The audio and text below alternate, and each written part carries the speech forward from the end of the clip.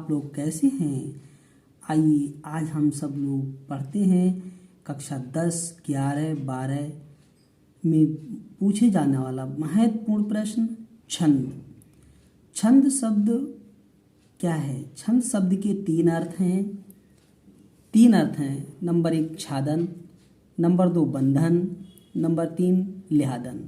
यानी कि छंद को तीन अर्थ में हम जानते हैं। इसकी परिभाषा क्या है? निश्चित वर्णों या मात्राओं की विराम गति या यति आदि से बंधी हुई शब्द योजना को छंद कहते हैं। अर्थात तुक, मात्रा, लय, विराम, वर्ण आदि के नियमों में आबद्ध पंक्तियां छंद कहलाती हैं।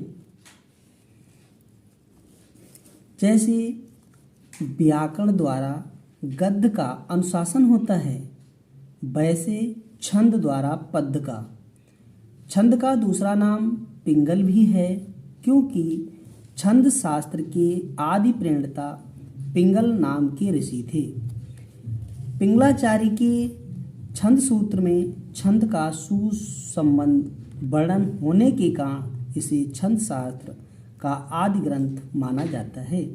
इसी प्रकार इसी आधार पर छंद शास्त्र को पिंगल शास्त्र भी कहते हैं। आइए मित्रों देखते हैं छंद के अंग। छंद में प्रमुख कौन कौन से अंग होते हैं? तो छंद में होता है यति, गति, पाद या चरण, गण, तुक और वर्ण। इस प्रकार से ये छंद के अंग हैं। आइए देखते हैं इसके अंगों की परिभाषाएं। जैसे यति किसे कहते हैं? तो छंदों के विराम या रुकने के स्थलों को यति कहते हैं। अर्थात छंद को पढ़ते समय प्रत्येक चरण के अंत में ठहरना पड़ता है। इस ठहरने को यति कहते हैं। इसी तरह से गति क्या है? कविता के कर्ण मधुर प्रभाव को गति कहते हैं। प्रत्येक छंद अपनी एक लय होती है। अर्थात पढ़ते समय कविता के स्पष्ट सुखद प्रभाव को गति कहते हैं। पाद या चरण क्या होता है? प्रत्येक छंद में कम से कम 4 चरण होते हैं। चरण को पाद या चरण कहते हैं। गण क्या होता है? 3 वर्णों के समूह को गण कहा जाता है। इसका सूत्र है या माता राज भान सलगा। सूत्र के आधार पर गणों की संख्या 8 है। यगड़, मगड़, तगड़, रगड़, जगड़, भगड़, नगड़, सगड़।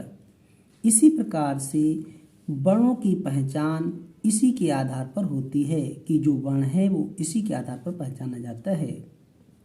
तुक क्या है? जो हमारा चरण है, चरण के अंत में आने वाले समान वर्णों को तुक कहते हैं। अब वर्ण 2 तरह के होते हैं, ह्रस्व वर्ण और दीर्घ वर्ण। ह्रस्व वर्ण में एक मात्रा लगती है, उसे हम लघु कहते हैं। दीर्घ की को गुरु कहते हैं, अर्थात इसका संकेत ये बनता है, यस जैसा बना देते हैं। तो देखिए ह्रस्व वर्ण में क्या क्या है? जैसे आ, ई, उ, ऋ और चंद्र की बिंदु। तो इस तरह से जैसे हम एक उदाहरण की तरह देखते हैं, जैसे का अक्षर को लिया हमने, का वर्ण को लिया, तो इस का में आ की आवाज आ रही है, तो का, की, कु, क्र, कंग, जो इसमें हमारी जो चंद्र बिंदु लगी है, इन सभी में एक मात्रा होगी। इसी तरह से दीर्घ वर्ण है, जैसे आ, ई, उ, ए, ऐ, ओ, औ और अनुस्वार। अनुस्वार में एक बिंदी होती है। ये सभी 2 मात्रा वाले हैं। जैसे एक उदाहरण की तरह जैसे का वर्ण को देखते हैं, का, की, कु, के, कै, को, कौ, कंग। इस तरह से कोई मात्रा लगी है किसी भी वर्ण में, तो उसको 2 मात्रा से प्रदर्शित करें, इसे हम गुरु तरह बना देंगे। देखिए मित्रों, अब हम सीखते हैं लघु और गुरु के नियम क्या हैं। एक मात्रा और दो मात्राओं को लगाने का नियम क्या है, यानी लघु किस में होगा, गुरु किस में होगा। आइए हम उसको क्रम से पढ़ते हैं। जैसे नंबर 1 पर अनुस्वार अगर है तो अनुस्वार एक तो वर्ण गुरु होता है।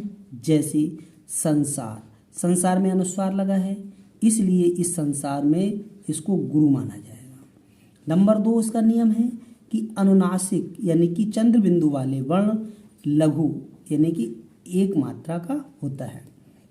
नंबर 3 है संयुक्त वर्ण के पूर्व का लघु वर्ण गुरु होता है। जैसे सत्य लिखा हुआ है तो सा आधत्ता या, तो इसमें जो आधत्ता है ये सा में इसको सा को गुरु माना जाएगा। इसी प्रकार से धर्म में माँ के ऊपर जो रा है वो रा माँ से पहले है, आधा रा है, इसलिए धा को गुरु माना जाएगा। ठीक है मित्रों।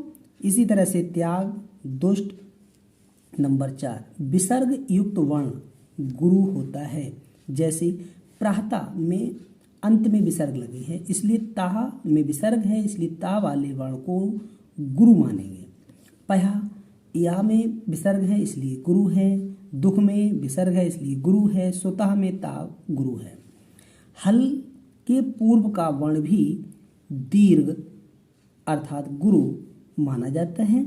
जैसे श्रीमन, श्रीमन में नामे हलंत है, ये लास्ट वाला देखना नामे हलंत है, इसलिए इसमें जो माँ है माँ वाले वर्ण को दीर्घ यानी कि गुरु माना जाएगा और ना हलंत वाला इसकी मात्रा नहीं गिनी जाएगी।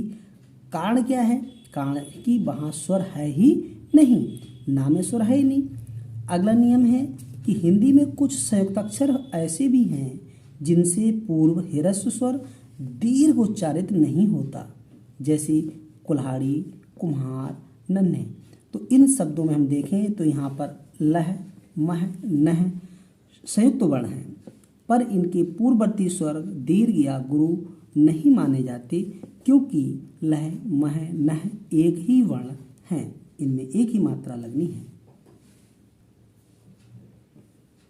तो मित्रों, आपको वीडियो पसंद आई हो तो इसे लाइक करें और मेरे चैनल को सब्सक्राइब करें। और हम लोग नेक्स्ट पढ़ेंगे छंद के भेद, तो इसलिए आप हमारे चैनल पर बने रहें और सब्सक्राइब अवश्य करें जिससे कि नेक्स्ट वीडियो आपको मिलती रहे। आज के लिए इतना ही, धन्यवाद।